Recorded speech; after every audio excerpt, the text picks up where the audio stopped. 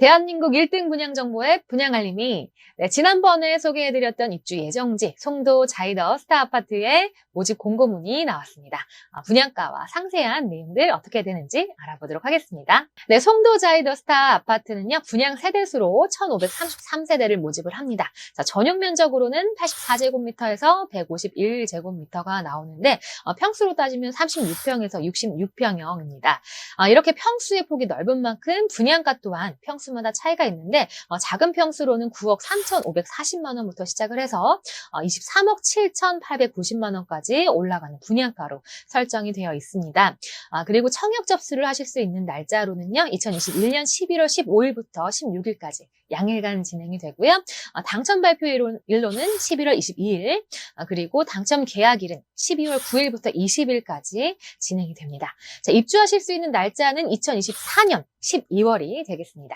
송도 자이더 스타 아파트는요, 좋은 입지 조건 그리고 다양한 호재로 인해서 많은 분들의 관심이 몰리고 있는 지역인데요. 이전에 말씀드린 입지 조건 다시 한번 확인해 보시려면 클릭해 보시면 되겠습니다.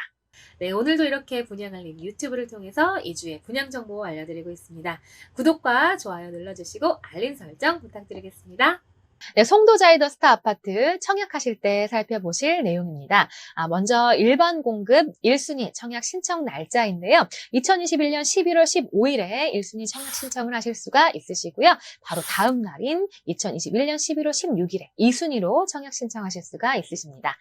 그리고 면적마다 신청하실 수 있는 자격이 다르게 나와 있는데 85제곱미터 이하의 경우 1순위 기준으로 했을 때 가점제 100%로 진행이 되고요. 가점제와 추첨제 선택 청약은 불가능하다고 합니다. 그리고 주택 소유 여부에 따라 분류가 되는 내용인데 85제곱미터 초과의 경우는 가점제 50% 그리고 추첨제 50%의 비율로 적용이 됩니다.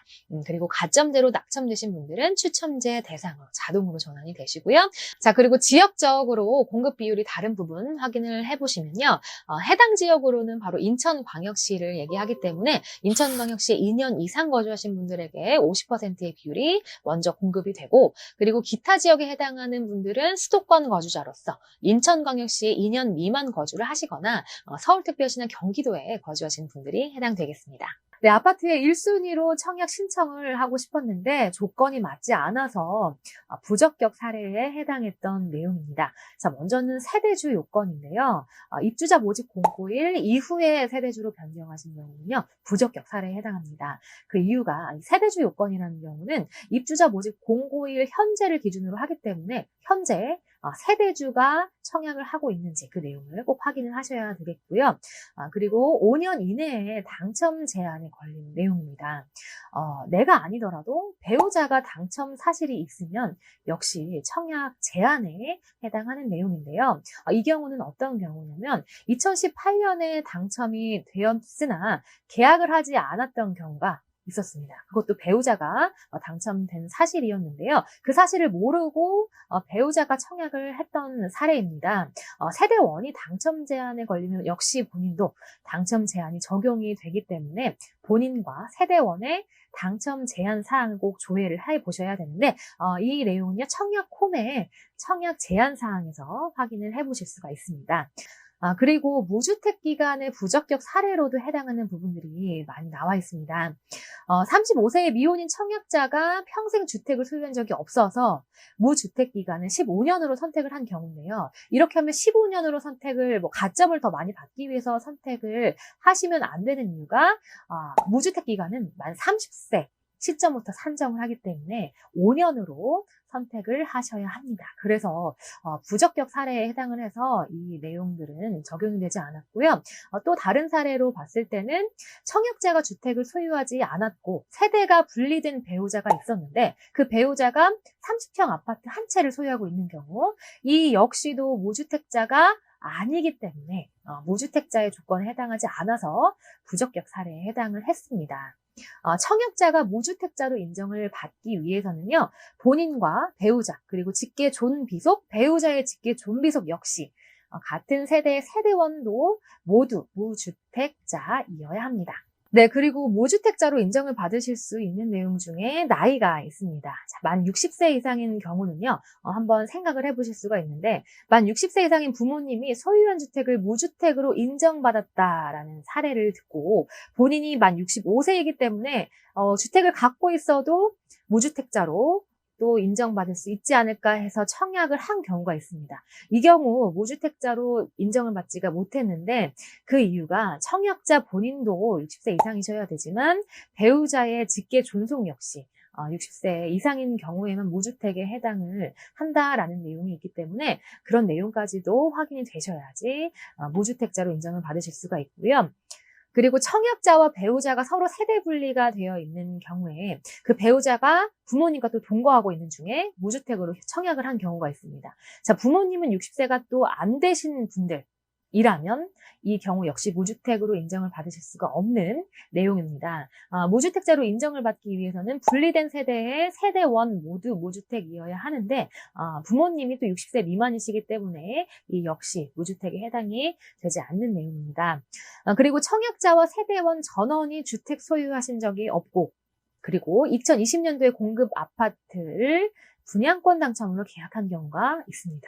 자, 이 경우 무주택이 아닐까라고 생각을 하실 수가 있는데 역시 무주택자로 인정을 받을 수가 없는 내용입니다. 왜냐하면 2018년 12월 11일 이후에 입주자 모집 공고된 분양권을 계약을 하셨기 때문에 분양권 역시도 주택에 소유한 내용으로 보기 때문에 무주택자에 해당하지 않습니다.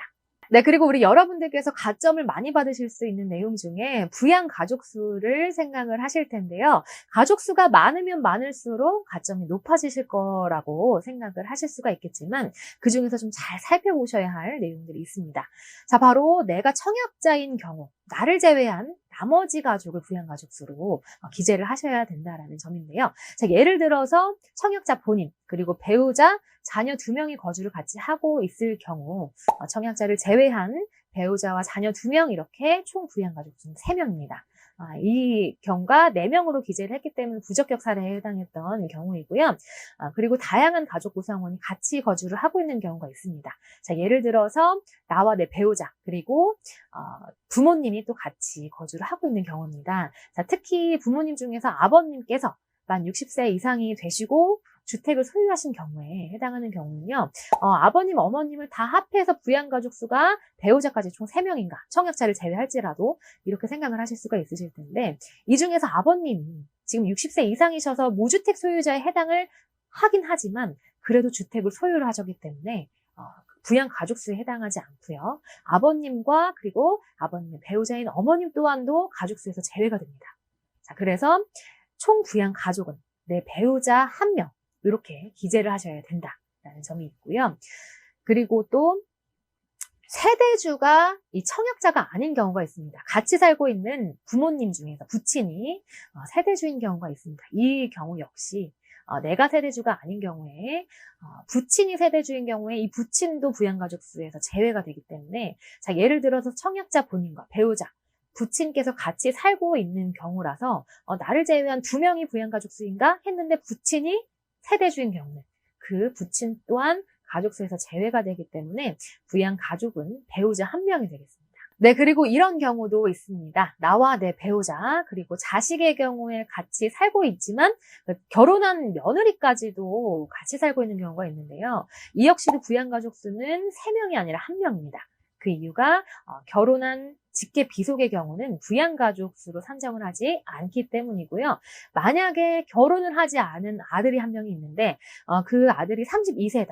자, 이 경우는 30세 이상인 경우로 직계 비속을 하기 위해서는 그렇게 같이 살고 있는 부양가족으로 산정을 하기 위해서는 주민등록표 등본상 1년 이상 함께 등재가 되어 있어야 되는데 만약에 이 아들의 경우 전입을 했다라고 할 경우에 역시 부양가족에 해당을 하지 않기 때문에 부양가족 수는 1명이 되겠습니다. 자, 이런 여러 가지의 또 상황적인 부분을 확인을 하셔서 부양가족 수를 잘 기재를 하셔서 좋은 가점을 받으시기 바라겠습니다.